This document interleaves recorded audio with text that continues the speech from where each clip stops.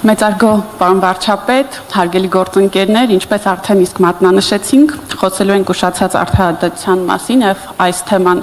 ավելի քան արդիական է մեզ համար, հատկապես արդեն իսկ ներկայացված Բարձրագույն խորհրդի նախագահի կողմից վիճակագրական տվյալների համատեքստում եւ այս բարձր մակարդակով քննարկումը ավելի քան հիանալի հարթակ է մեզ համար մտքերի փոխանակման, մտքեր գեներացնելու եւ նաեւ ինչու ոչ ուղերձներ հղելու համար։ Այս առումով մեծարգո պարոն վարչապետ, թույլ տվեք առաջին հարցս ուղղեմ ձեզ եւ այն սկսեմ ձեր իսկ մտքով։ Մենք ասում ենք, ինչու է ուշանում արդարադատությունը։ Արդարադատությունը ոչ թե ուշանում է, այլ տեղ չի հասնում։ Ինքն անընդհատ process է, այն չի հանգուցալուծվում։ Սա ձեր կողմից իրավիճակի իմ գնահատման բավականին լակոնիկ եւ հստակ նկարագիր է, ինչը նաեւ արդյունք է նրա, որ դուք ամենօրյա ռեժիմով բազմաթիվ քաղաքացիներից ստանում եք բողոքներ եւ դիմումներ այս հարցերի շուրջ եւ այս առումով հաշվի առնելով նաեւ ակտիվ փուլում գտնվող մեր սահմանադրության ընդունման գործընթացը կխնդրեմ անդրադառնալ ձեր տեսլականին այս առումով, մասնավորապես ինչը կարող է օգնել մեզ առնվազն նվազեցնել Հայաստանի Հանրապետության արդարադատության եւ ժողովրդի սահմանադրի միջև առկա որոշակի խցում է, ինչպես կառուցակարգային, այնպես էլ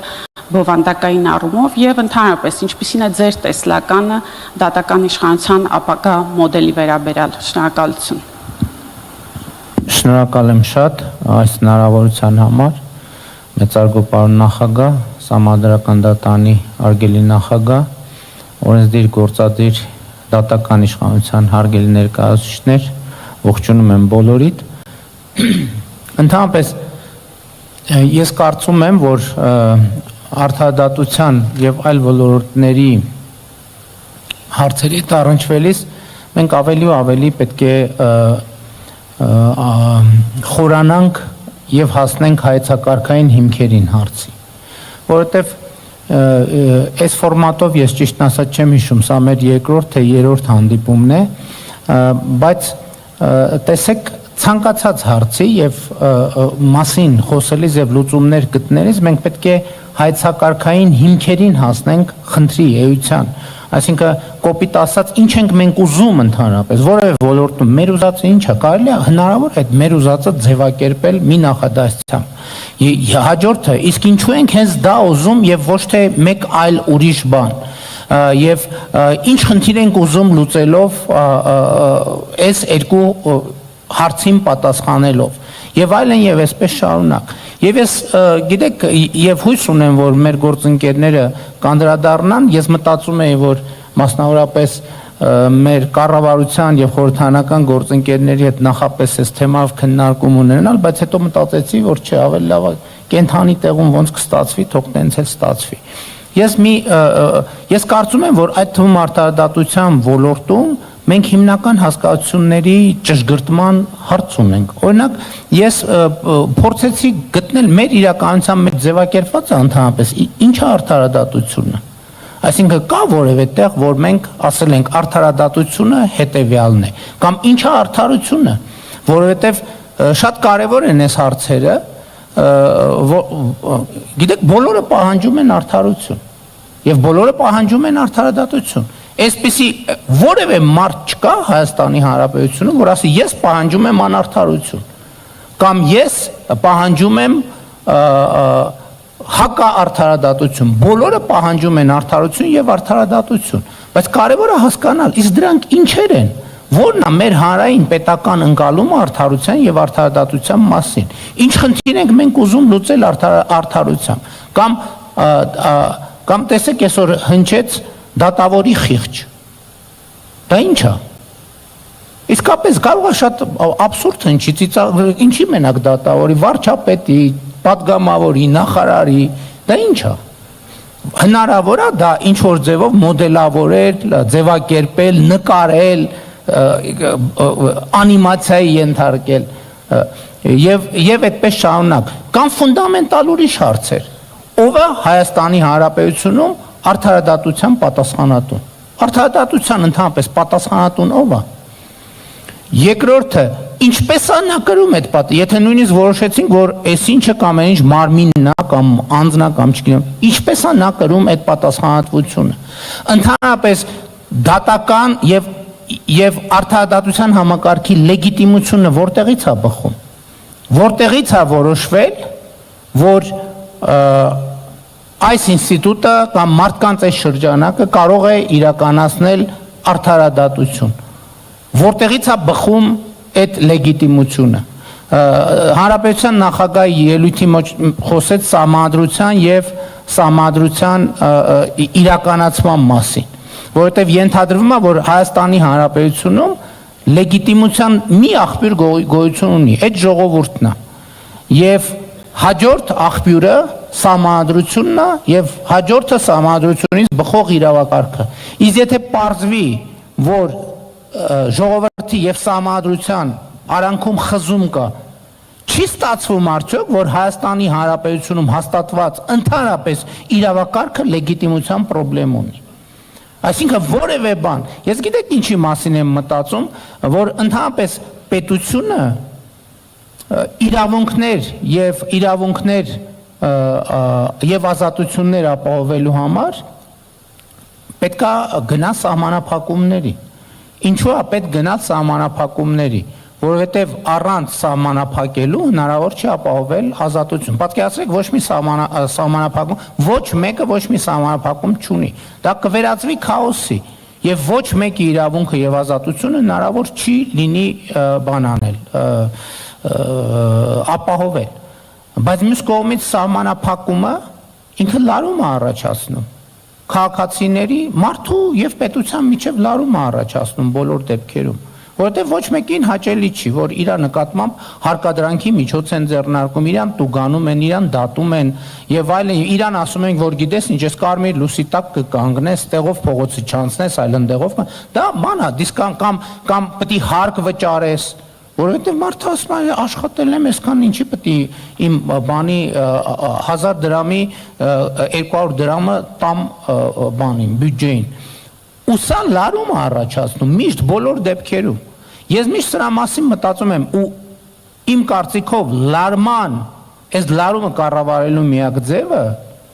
այն է, երբ որ քաղաքացին համարի, որ դա ինքն է որոշել եւ ինքն է իրանից է բխում այդ իրավիճակը, որ գիտես ինչ, մենք պայմանավորվել ենք մի քաղաքացին եւ քաղաքացիների ամբողջությունը, որ մենք պայմանավորվել ենք, որ այս կանոններով մենք ապրում ենք, հետեւաբար այդ կանոնների մեջ գործող հարկադրանքի կանոններն են, հա ես ընդունում եմ, դե հիմա դա իմ ընդունած կանոնն է։ Իմ ընկալման մեջ ամենամեծ, տեսեք, մենք շատ լավ է, որ անդրադառնում ենք այս խնդրին, գործերը բան անեն, արագ լուծում ստանան եւ այլն, որը հիմա մենք արդեն ունենք որոշակի պատկերացում, թե դա ոնց պետք է անենք եւ արդեն Բարձրագույն դատական խորհրդի նախագահի ցույց տված օրինակ քաղաքացիական դատարանի հետ կապված շատ տպավորիչ էր, որ ու անսպասելի ճիշտն ասած, բայց մենք մի X պահի պետք է բովանդակությանն էլ անդրադառնանք, որովհետեւ այդ թվերը բովանդակությանը չեն անդրադառնում։ Մարդու համար ինչ տարբերություն այն որոշումը, որ ինքը համարում է, որ այդ որոշումը լեգիտիմ չի, մի ամսում են կայացրել, թե 6 տարում, բացարձակապես տարբերություն չկա, որովհետև եթե նույնիսկ մի 15 օրում կայացնեն կամ մի ամսում, մարդու զգացողությունը դրանից չի փոխվելու, եթե ինքը իրան ներսում չասի, որ գիտես ինչ, հա, սա իմ պետության, իմ հաստատած իրավակարգի, իմ դեմ կայացրած որոշումն է,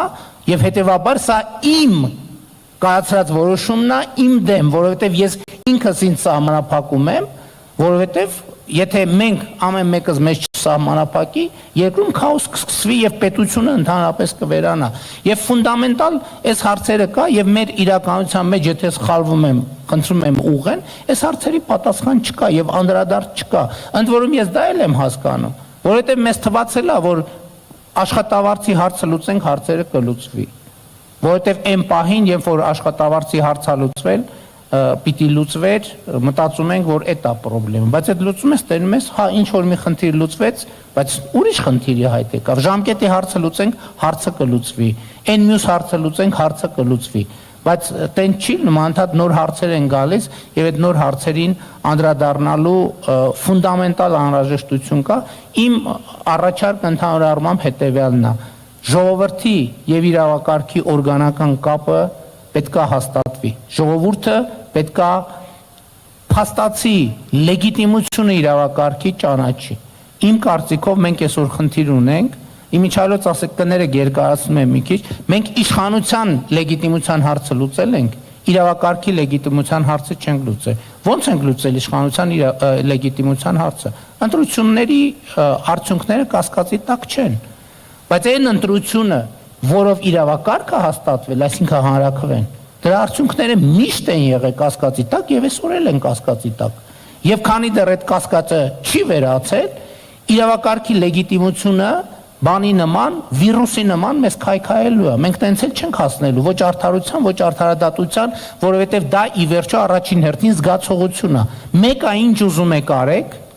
դա առաջին հերթին զգացողություն է։ Մարդը քաղաքացին մենք բոլորս պիտի ունենանք այդ զգացողությունը։ Իսկ մենք չունենք այդ զգացողությունը, ես չգիտեմ, եթե ներկաները ունեն բոլոր այդ զգացողությունը, բայց ես համոզված եմ, որ Հայաստանում մեծամասնությունը, ընդ որում սովորաբար տենց է, իշխանությունն ասում է, չէ, մեր երկիրը ամենաարդար երկիրն է,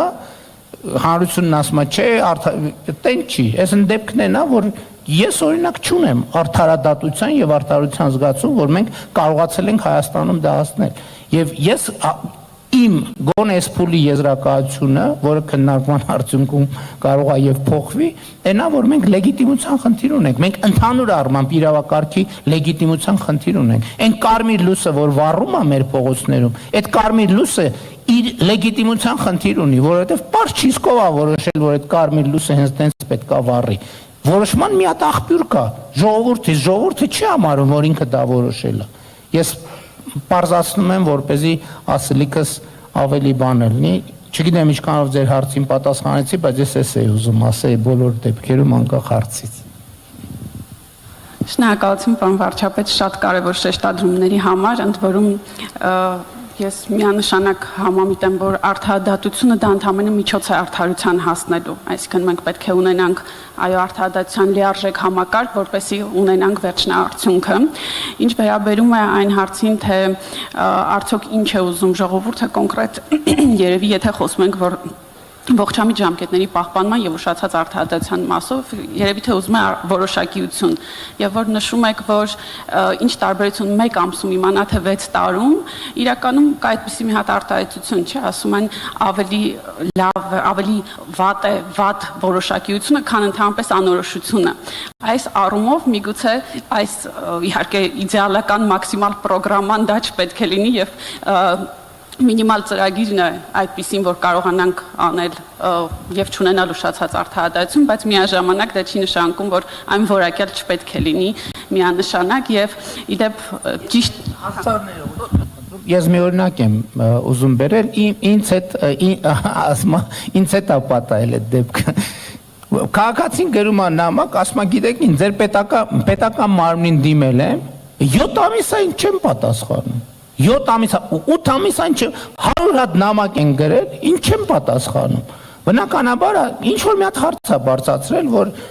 ես խնդրում եմ էս։ Շատ լավ, ասում ենք բնականաբար, պատես ինչ բան է, պատասխանեք քաղաքացուն։ Եվ քաղաքացուն պատասխանում ենք, ասում ենք, որ գիտեք ինչ, ձեր առաջին խնդրանքը հնարավոր չի իրականացնել այս պատճառով, երկրորդ այս պատճառով, երրորդ այս պատճառով։